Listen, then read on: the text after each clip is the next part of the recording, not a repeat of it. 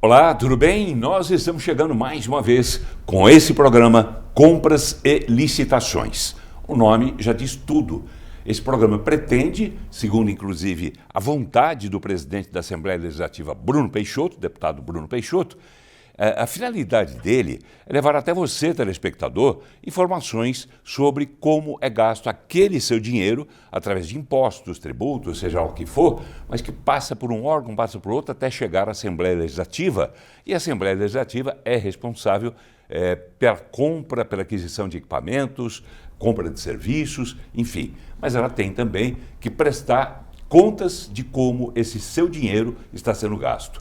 Por isso, existe já há algum tempo o portal da transparência da Assembleia Legislativa, onde você pode pesquisar e encontrar todas as informações que você quiser e que você precisar, tá bem? Mas existe também, como eu disse, por uma vontade do presidente Bruno Peixoto, esse programa para que a gente, digamos assim, meio que materialize esse conteúdo todo das compras e das licitações. O seu dinheiro, em resumo. No programa de hoje, a gente vai falar sobre algumas licitações que já foram realizadas e o andamento desses processos todos nesses departamentos aqui da Assembleia Legislativa.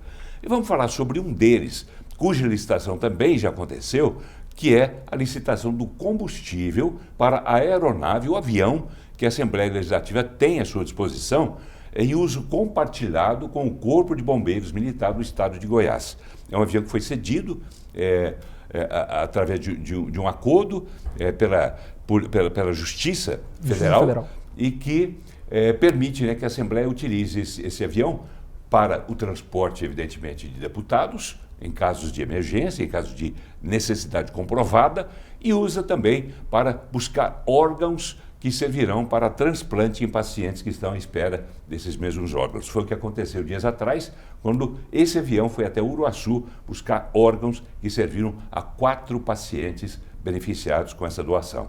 A gente vai conversar então, primeiro, claro, as mulheres. Eu começo apresentando a Thaís Moraes de Souza, ela que é assessora de planejamento de contratações da Diretoria de Gestão de Compras aqui da Assembleia Legislativa, e que, claro, acompanhou todo esse processo e o combustível já está sendo utilizado, não é isso, Thaís? Tudo bem? Isso, olá, Paulo, todos os telespectadores. Para a gente é sempre uma alegria, né? Prestar conta daquilo que é a nossa labuta diária aqui dentro da Assembleia, sempre primando aí pela determinação do nosso presidente por transparência e muita legalidade em todos os nossos atos. Sim, Paulo, a gente já esteve aqui, né, em outra oportunidade falando da aeronave ali quando foi cedida e quais seriam os procedimentos.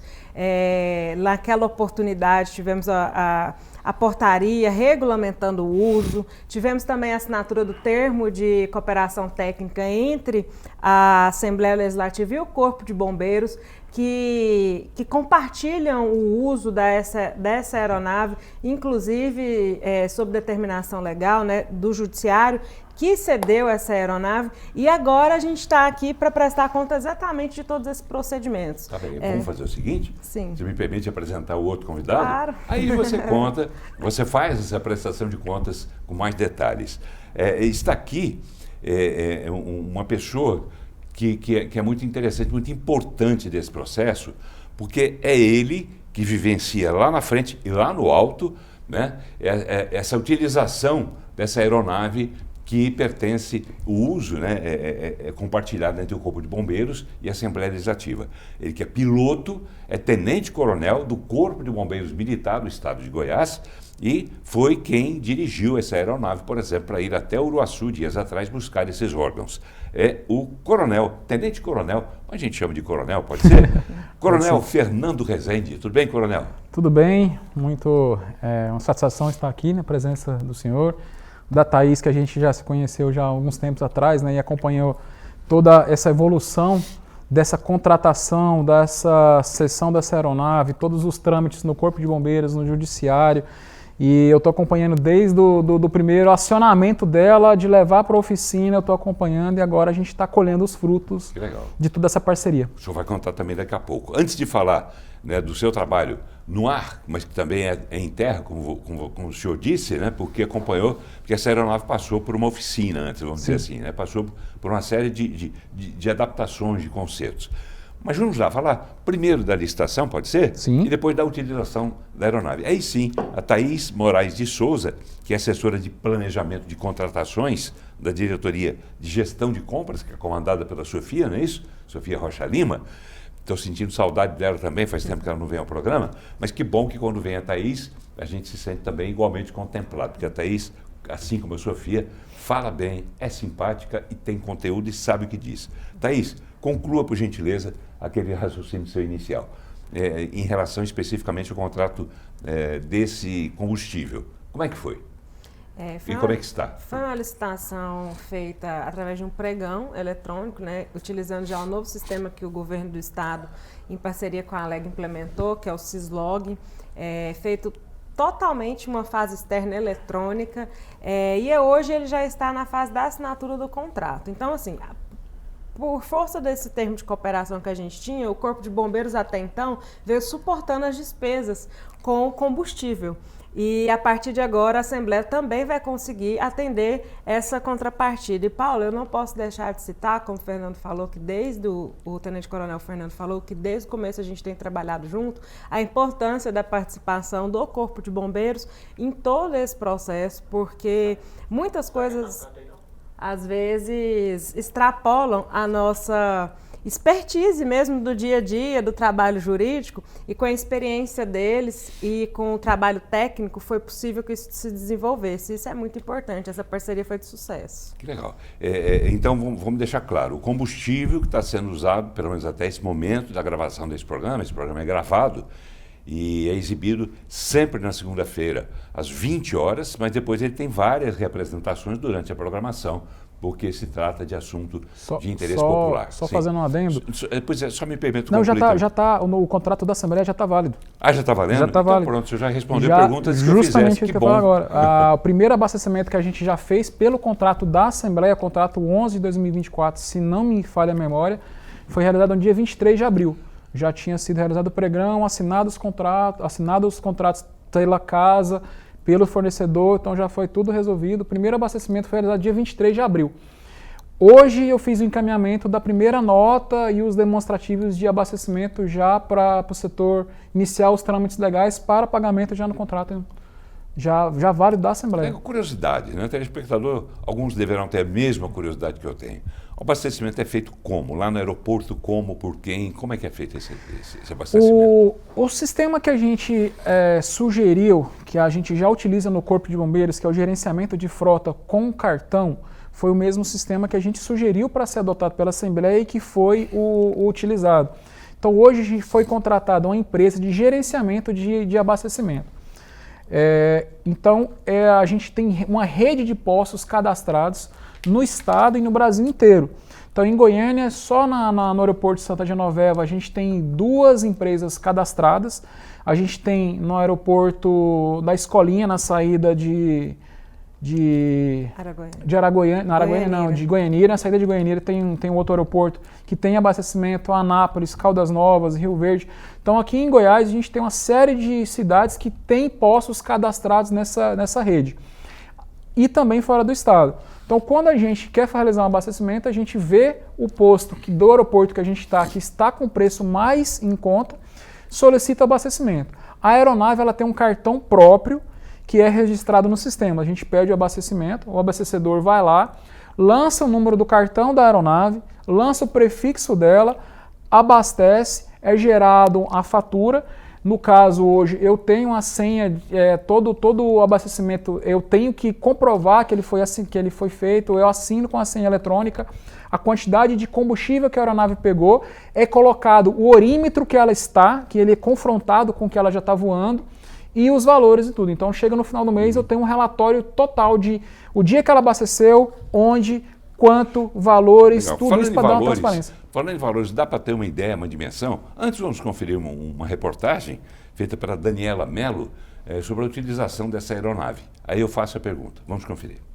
Em janeiro de 2024, a Assembleia Legislativa de Goiás obteve autorização judicial para empregar um avião Baron 95 B-55, que foi apreendido em uma operação da Polícia Federal contra o tráfico de drogas. Esta decisão judicial possibilitou que a aeronave fique à disposição dos deputados e do presidente da Casa, Bruno Peixoto. A direção do Legislativo anunciou que o custo anual para a utilização da aeronave é de R$ 400 a R$ 500 mil, abrangendo despesas como manutenção, seguro e combustível. A autorização judicial foi concedida após a Alego incluir no pedido o compromisso de compartilhar o uso da aeronave com o Corpo de Bombeiros, dando prioridade para operações críticas de resgate e atendimentos emergenciais, incluindo o transporte rápido de órgãos para transplantes.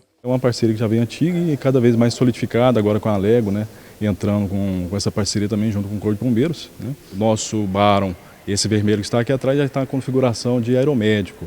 Como foi o primeiro realizado, então assim, a gente chamou os senhores até para mostrar que o serviço está sendo feito, inclusive com essa parceria toda, né? Com a Secretaria de Estado da Saúde, e está sendo benéfico para a sociedade como um todo, né? Thaís, vamos lá ainda falar sobre licitação, mas depois eu quero falar sobre a prática desse contrato todo. Licitação, aí foi dito, né, um valor calculado médio, né, de combustível por mês, é mais ou menos isso que a gente viu? Exatamente. E o total estimado do contrato aproxima a R$ 500 mil. 525 mil. Isso, para 12 meses. Para 12 meses. Para 12 Havendo, meses. de repente, houve necessidade de fazer mais voos que fizeram, consequentemente, com que o consumo de combustível aumentasse. Como é que se procede nessa hora? A gente tem a possibilidade de fazer um aditivo de até 25% do valor da contratação para poder suprir essa demanda emergencial. Um aditivo ou permite-se dois? Permitem-se dois? Não, é só um por contrato. Na realidade, quando a gente fala de reequilíbrio de contrato, depende muito da circunstância, mas em regra um aditivo de até 25%. Só um. Tá. Vencer o contrato, pode-se refazer já com outra perspectiva. Seria isso? Esse primeiro contrato foi até a gente discutiu bastante quando estávamos levantando os valores, que tem que fazer uma expectativa de gastos para a utilização. A gente não tem um histórico de voo da Assembleia, não tinha um serviço aéreo na Assembleia. Tinha uma referência. Não tinha uma referência. Então a gente utilizou por base uma média de voo do Corpo de Bombeiros. Claro que a gente mirou um pouco do que a gente voa lá, porque lá a gente voa muito com o aeromédico, né? O aeromédico sai muito. Então a gente fez uma expectativa de utilização dessa aeronave em torno de 30 horas mês. Com base nessa expectativa, a gente fez os cálculos necessários de que gastaria de combustível por ano. Fizemos também uma simulação de quanto que gastaria de manutenção e os contratos foram baseados nessas simulações. Lembrando que avião, o único custo fixo que a gente vai pagar nele nesse ano foi o contrato de seguro, que o seguro é um valor fechado e pronto. Combustível e manutenção é de acordo com o que voa. Vai voando, essa aeronave a cada 50 horas ela precisa fazer a manutenção, então cada manutenção em todos os voos, os abastecimentos vão ser, chega no final do ano para... A gente vai ter no final desse ano a gente vai ter uma expectativa melhor de histórico de utilização dela até para uma renovação, um contrato futuro.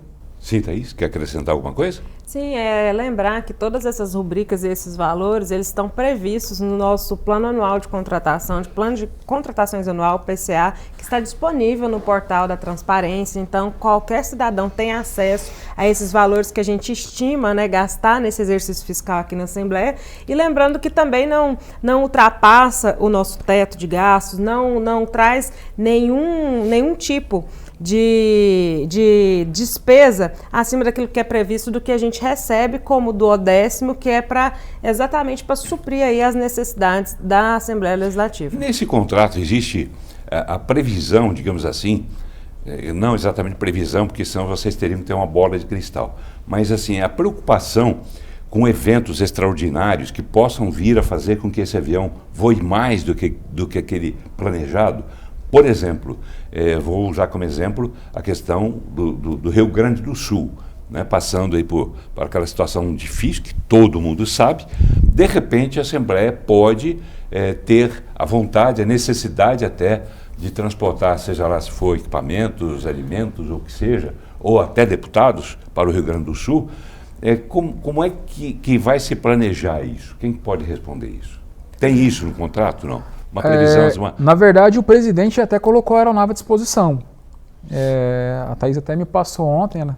Que já colocou a aeronave à disposição do governo se houver necessidade. Sim, só lembrando, me permite, Coronel, só lembrando, esse programa é gravado e depois é apresentado em vários horários. Então, quando de repente você estiver assistindo, pode ser que isso já tenha acontecido. A gente já esteja voando para lá já. Então, hoje é dia 8, mas a aeronave foi colocada à disposição do governo para ser utilizada em alguma eventual necessidade. Ontem, dia 7 de maio, o presidente deu essa determinação que, se for necessário, pode utilizar a aeronave. Pelo porte da aeronave, eu imagino que o transporte de alguma autoridade para lá, transporte de medicamentos, alguns equipamentos, a gente pode fazer com tranquilidade. Ele é uma aeronave que tem uma capacidade de operação nas pistas que tem lá, a gente já viu que é possível.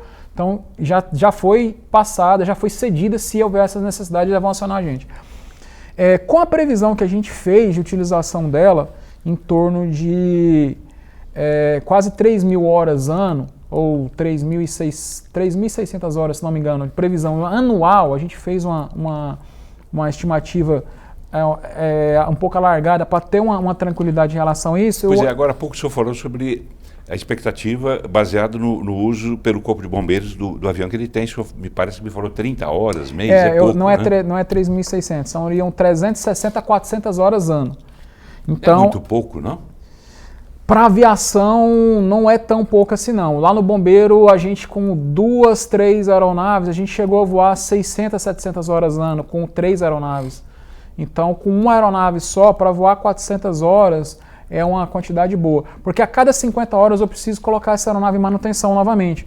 Então, às vezes, se a gente voar 50 horas em 20 dias, eu vou ter que ficar aproximadamente ali mais uns 5 a 1 semana parado em manutenção. Então, assim, tem essa previsão.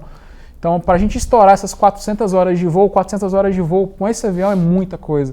Porque o pessoal, às vezes, esquece da velocidade e da praticidade da aeronave. Esse avião ele chega a fazer aproximadamente 300 km por hora em linha reta. Então isso dá daqui para Porangatu, por exemplo, a gente gasta 1h10. O senhor tem ideia? Quando de carro gastaria de carro, 4 a 5 horas, dependendo do motorista, né? Mas para uma viagem tranquila, que eu costumo fazer, em torno de 4 a 5 horas de carro. De avião, 1h10. Thaís, essa licitação já está em vigor, vamos dizer assim. Ela vai até quando? Essa licitação? A vigência deste contrato é de 12 meses e podendo ser renovada. A cada renovação, esses cálculos são atualizados, né, desse valor estimado. A gente vai utilizar a memória desses voos agora realizados durante esses 12 meses para quando for realizar a nova licitação ou o processo de renovação com a própria empresa já contratada, a gente já ter um valor real estimativo sobre a demanda da Assembleia. E é importante a gente frisar que nesse processo em que há já um contrato em vigência, a gente faz a tentativa da renovação por questão de economicidade de tempo, economicidade processual, e o que é analisado ali é que se o valor praticado, por exemplo, por esse fornecedor é mais vantajoso para a administração pública. Então, sendo mais vantajoso em todos os critérios, inclusive o financeiro, é feito somente a renovação. Não sendo, a gente abre nova licitação e faz uma nova contratação.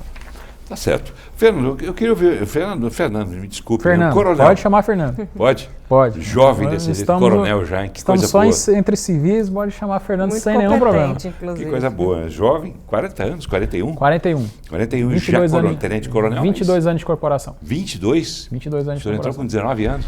Entrei com 19 anos, dia 5 de fevereiro de 2002. Que bela carreira o senhor já percorreu, né? Para chegar até tenente coronel. Tomara que chegue muito mais adiante, tenho certeza que vai.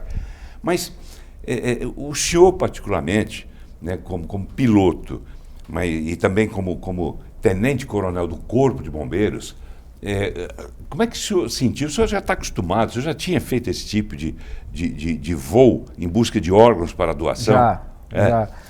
O pessoal no dia da entrevista lá, eles começaram até a me deixar um pouco emocionado, que eu sou eu falo assim, sou um pouco emotivo, e quando a gente lembra às vezes dá uma certa baqueada. Eu já estou no aeromédico, eu comecei como piloto em 2012, no aeromédico a gente começou em 2017, 2018, e a gente já passou por muitas situações e também muitas captações de órgão. Eu, por exemplo, não sabia como é que funcionava essa dinâmica de captação de órgão. A gente precisa levar a equipe para fazer a captação e depois retornar com a equipe médica, que tem uma equipe médica, tem uma equipe especialista da Secretaria de Saúde. Cada órgão que vai ser captado tem uma equipe especializada naquela captação. Então, algumas vezes a gente já saiu em 2, 3 aviões daqui de Goiânia para fazer captação. Porque uma equipe ia captar coração, outra equipe ia captar fígado, outra equipe ia captar rins, outra equipe ia captar córneas. Então, assim, eu já passei por a gente já fez bastante desses transportes. Não sei precisar a quantidade, mas acho que mais de 10 ou quase uns 20 eu já fiz já. Tanto aeromédico também. E eu já participei das campanhas que a Secretaria de Saúde fazem, campanhas excelentes de incentivo à doação.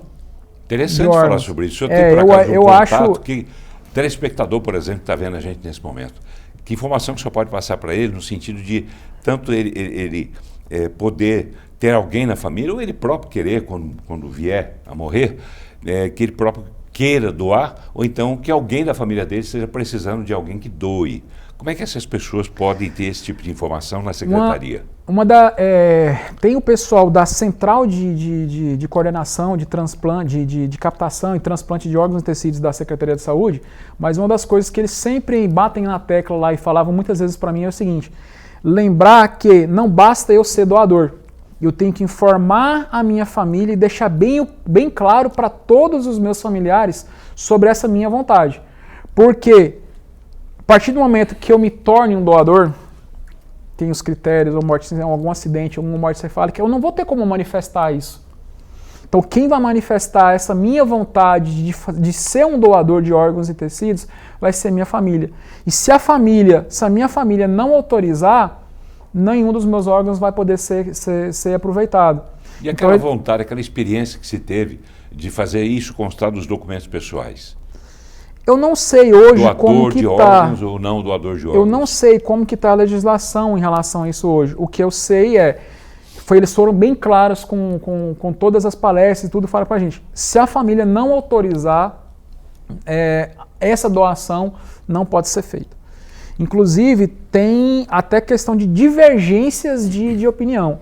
Às vezes, minha mãe fala, não, ele não é doador. É minha esposa que está comigo já há 20 anos, por exemplo, fala, não, ele é doador, mas minha mãe não aceita, eles não entram nesse conflito, para evitar um drama familiar ou alguma coisa. A questão da constância no documento vale como uma autodeclaração, né? Eu, por exemplo, tenho nas minhas carteiras de registro profissional que eu sou doadora. Né? Isso facilita, inclusive, na tomada de decisões, mas na hora de conversar com a família. Não é vinculativo a realização do procedimento. Não é prioritário, vamos dizer. Embora você tenha no seu documento que você é doador, mas se a sua família disser não vamos doar, prevalece a vontade da família. Prevalece a vontade da família.